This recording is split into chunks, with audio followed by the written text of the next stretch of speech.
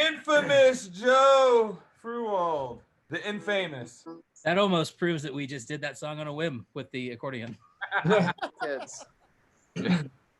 So this song, Mercenary, was written between 2013 and 14. And I was sharing the story earlier with a couple of the guys, and I went to a Moondoggies concert, which is one of the best bands out of Seattle, down the High Dive in South Denver on Broadway. And we were at the show and having a good time. There's an artist there, and she was super cool. She had cool art.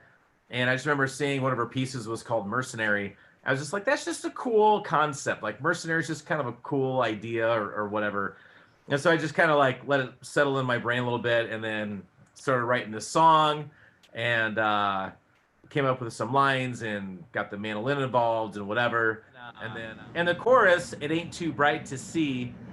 I'm a big lyrics person when I'm listening to different bands, and so I'd be curious to where like that might come from. So it ain't too bright to see really comes from like light and love, God's love, whatever. When you've been navigating through darkness for a long time or going through a hard time or whatever, you know, you can kind of use things as an excuse. It's too bright, I can't see anything and whatever.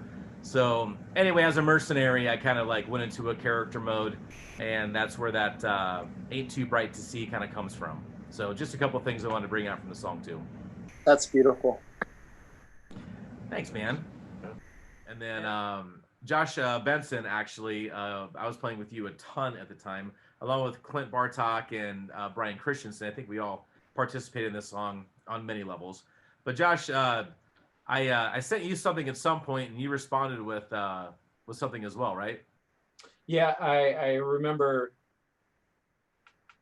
I remember getting the I think it was the chorus and it was right around Christmas time, and sitting on a couch late at night, listening to it over and over, and being like, "You got to repeat this. Like, it's catchy." Like, and just and I don't know if I came up with a line or if you did, but just that knowing that the chorus has to go on a second time, but the layers of the harmony and all the different parts, I think, came probably as a group messing around in the basement there back in the day. And then, yeah, it took lots of different forms over the years, but a fun song. And then I think for me, it took on the newest level, the newest iteration with the way that you guys all adapted and changed with the recording and with the whistling that came in, and all the other folks that came in to join in the recording. So I don't know if Joe or Drew wants to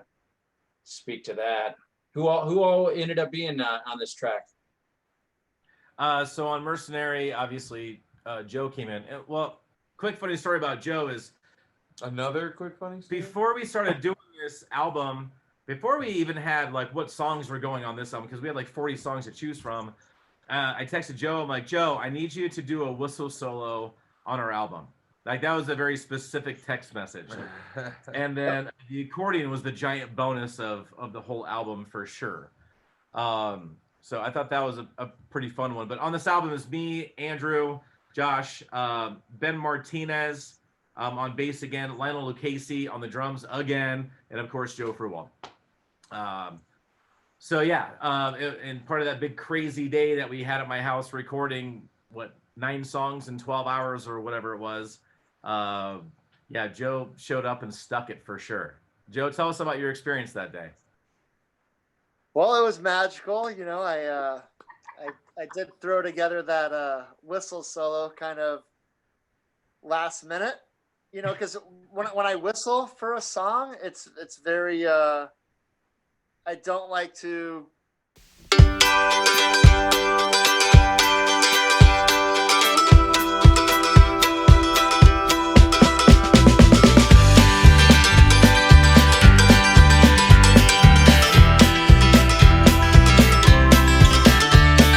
most of the fights I get in are other people's wars. It's harder to remember just what I'm fighting for.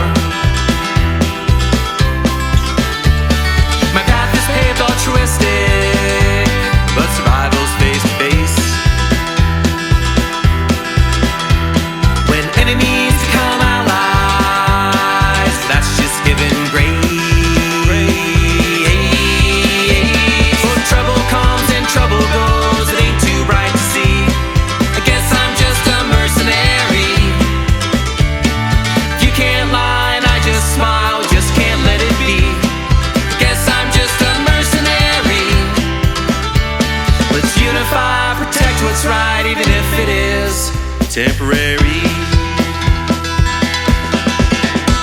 Before words, ideas made decisions not to compromise.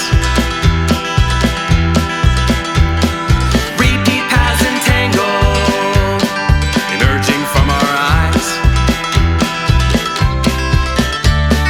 Our end result might be different, but our enemy's the same. Strike hard with a vengeance, pick from the remains. Oh, trouble comes and trouble goes, it ain't too bright to see. I guess I'm just a mercenary.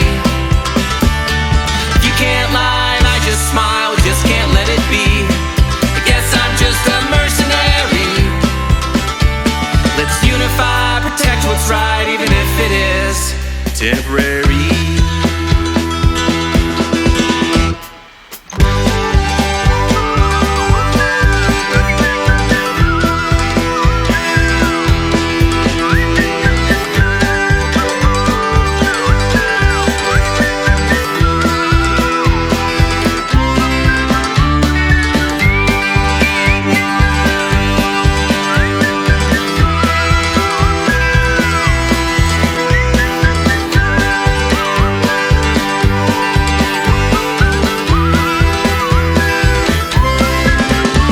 Oh, trouble comes and trouble goes, it ain't too bright to see.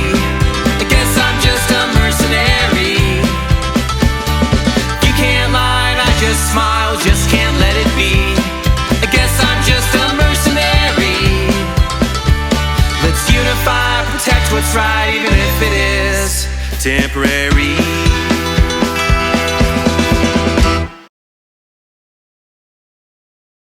To plan something, I just kind of like to go with the mood, and that's what I did that day. But as far as the accordion is concerned, yeah, obviously I searched out the notes on the old accordion here and was able to contribute to that song, and in the time that you wanted me to, so it worked out. Joey, I wasn't there on that day. I'm sad to say I wasn't there on the day. So how many takes did it take the whistle? How many was just straight out of the gate? I was going to Oh, say two. sorry, I forgot about this part. So we tried doing the whistle solo the first time, and my lips were a little dry. But luckily, I had some chapstick in my pocket, so I was like, "Let's try that again." I always have chapstick. A professional whistler always has chapstick on him. Yep. Proof that you're a professional Yeah, whistler. yeah, proof. I don't think you're a professional whistler. Yeah, I I think don't you're a know. damn. Actually, I have one of my cards, my card right here, from the Down Under University. A little closer, please. Does that actually say professional whistler? It does. Well, Yeah. Professional whistler. There's my name, and there's professional whistler. Wow. That's And there's my photo right there. It's kind of a the cutout. Look at that. Yeah. So Joe, as an aspiring whistler, can I ask, is Chapstick brand chapstick, is that the official? Like, are you advocating that that's the product I should be using, or are you more of a Burt's Bees guy, or like what's the stance from the professional whistling world? I do just prefer the standard chapstick. Yeah. Okay.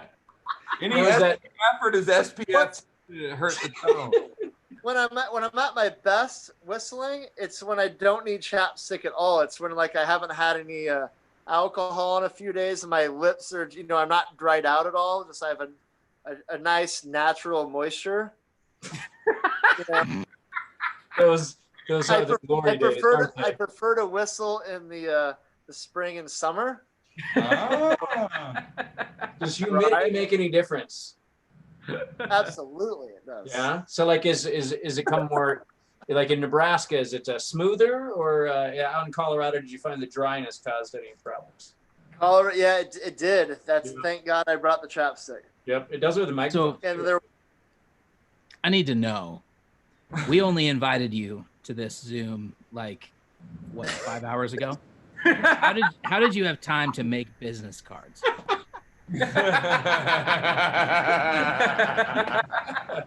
I've had this for quite some time now. I know. I can't believe you have.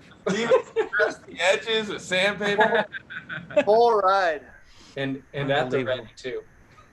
Unbelievable. Yeah. Do you remember the moment? And I don't mean to just keep going back to whistling, but you remember when Joe did the whistles recording, and there were 4 people with their cell phones because nobody could believe we were doing a whistle solo. And Drew Dugan, the producer, I've got a picture of him. I'll send it to you. You can post it with this video. I've got a picture of Drew like leaning on that wall of soundboards that we put up. Yeah. He's leaning on it and just gazing at Joe whistling. I've got a couple of videos where I walked in from the garage into it, and I've got actual footage of the last one and the one before. Good. So yeah, I need to. I'll put that into this. Making of. Yeah, for sure.